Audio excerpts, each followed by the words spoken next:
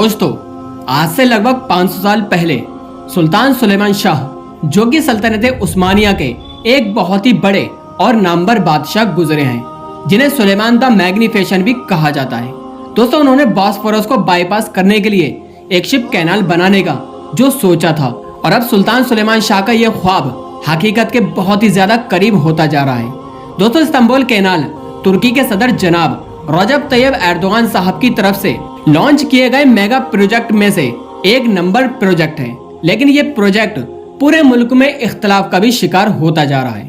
और इसके मुतालिक मंसूबाबंदी तैयार कर ली गई है और इसको 25 किलोमीटर लंबा पानी का रास्ता बनाया जाएगा, जो कि शुमाली इस्तांबुल को इस तरह कवर करेगा कि सी ऑफ मरमरा को ब्लैक सी में जाकर उसको आपस में मिला देगा। और ये प्रोजेक्ट तुर्की के सदर जनाब रजब तैयब एर्दोगान साहब के ताज में ये एक हीरा साबित होगा, जो कि इस्तांबुल को हमेशा के लिए एक कर देगा। जैसा कि आप लोग जानते हैं कि तुर्की का फ्रांस, बल्गारिया, यूनान, जापान, रोमानिया, युगोस्लाविया, यूके और रशिया के साथ 20 जुलाई 1936 में स्विट्जरलैंड के अंदर मॉन्ट्रेस के मुकाम पर एक मुआहदा हुआ था। दोस्तों, तुर्की की हुकूमत के अंदाजे के मुताबिक ये प्रोजेक्ट मुकम्मल होने में अभी 7 साल और लगेंगे और इसकी लागत लगभग 9.3 बिलियन से 14.5 बिलियन तक इसकी कास्ट आएगी। इस्तांबुल कैनाल इसकी स्पोर्ट रेस की तरफ से एक स्मार्ट इन्वेस्टमेंट मानी जाती है, जो कि बहुत ही ज्यादा तेजी से अपनी लागत अदा करने के साथ साथ मुनाफा बख्श होगी, क्योंकि इसमें बहुत ही ज्यादा शिपिंग रेवेन्यू आएगा और बॉस्फोरस में ट्रैफिक भी कम हो जाएगा। लेकिन दोस्तों, इसमें शक व शुबात ये भी है कि जो पॉलिटिकल प्रोजेक्ट ये भी है कि तुर्की के इंटरनेशनल ट्रेडिंग के साथ साथ कमिटमेंट को भी शक में डाल रहा है। दोस्तों, ये वही इंटरनेशनल ट्रेड ही है जो बॉस्फोरस में शिपिंग को कवर करती है। इस पर यह भी तनकीद की जा रही है कि ये माहौल को खराब कर सकती है और तुर्की के लोगों के ऊपर अपने गहरे असरात छोड़ सकती है। तुर्की की इकोनॉमी, जो कि ज्यादातर एक्सटर्नल फाइनेंसिंग पर डिपेंड करती है, और उसको भी बेयारो मददगार छोड़ सकती है, क्योंकि ये प्रोजेक्ट ग्लोबल इन्वेस्टर के ख्यालात को तुर्की के मुताबिक तब्दील कर सकता है, यानी इन्वेस्टर आना बंद हो जाएंगे। और Istanbul canal latest invest future project, जो कि तुर्की की हुकूमत ने लॉन्च किए हैं, उनमें से ये एक बड़ा प्रोजेक्ट है। इस्तांबुल कैनाल ये तमाम दूसरे प्रोजेक्ट में से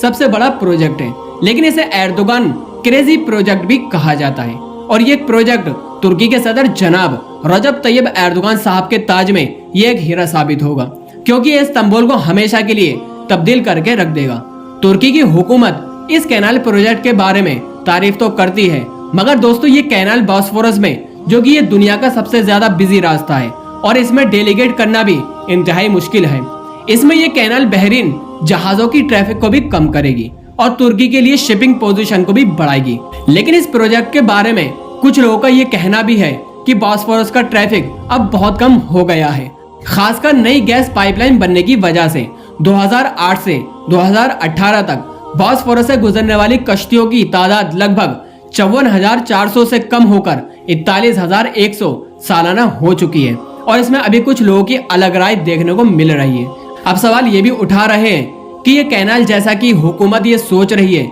कि हुकूमती खजाने को क्या भर पाएगी, जबकि कश्तियां बॉस्फोरस से गुजरते हुए थोड़ी सी फीस देती हैं, लिहाजा इस्तांबुल कैनाल से भी बहुत कम फायदा होगा। दोस्तों, तुर्की की एक हुकूमती रिपोर्ट के मुताबिक हुकूमत बॉस्फोरस के तीसरे बुर्ज को अपग्रेड करने के लिए $1515 मिलियन 2019 में अदा कर चुकी है, और कुछ लोग इस पर ये आवाज उठा रहे हैं कि इस कैनाल के साथ भी वही होगा जो पहले प्रोजेक्ट के साथ हुआ। ये कैनाल नदियों और दरियाओं, जो कि इस्तांबुल को पानी फराहम करते हैं, उनको भी तबाह बर्बाद करके रख देगी, और साथ ही साथ समुद्री जिंदगी और ताजा पानी के जानदारों के लिए भी एक बड़ा सेट साबित होगी। दोस्तों, एक समारोह में सवाल जवाब के सेक्शन के दौरान तुर्की के सदर जनाब रजब तैयब एर्दोगान साहब ने यूनिवर्सिटी के स्टूडेंट्स के लोगों को बताया है कि इस प्रोजेक्ट के कुछ नुकसान तो हो ही सकते हैं, लेकिन तुर्की की आजादी और सालमियत का बाइस भी बनेगी। अब दोस्तों, सवाल यहाँ पर यह पैदा होता है कि आखिर आजादी किस चीज से। जैसे कि आप लोग जानते हैं कि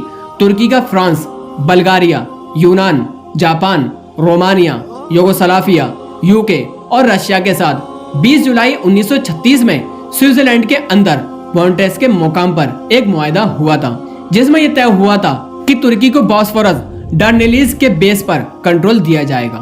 और ये गारंटी दी जाएगी कि स्ट्रेस के लिए तो खुली रहेगी, लेकिन वार्षिक गुजरने पर तो पाबंदी लगी रहेगी। लिहाजा तुर्की के सदर जनाब रजब तैयब एर्दोगान ने स्टूडेंट्स के जवानों को सवाल जवाब में यही बताया है कि ये कैनाल मॉन्ट्रेस कमिटमेंट के खिलाफ अर्जी नहीं, बल्कि तुर्की को आजादी और सालमियत की तरफ ले जाएगी। तुर्की के बहुत से लॉयर इस बात पर तो मुत्तफिक हैं कि ये कैनाल मॉन्ट्रेस कमिटमेंट से बाहर है, लेकिन अब सबको खदशा है कि इस कैनाल की वजह से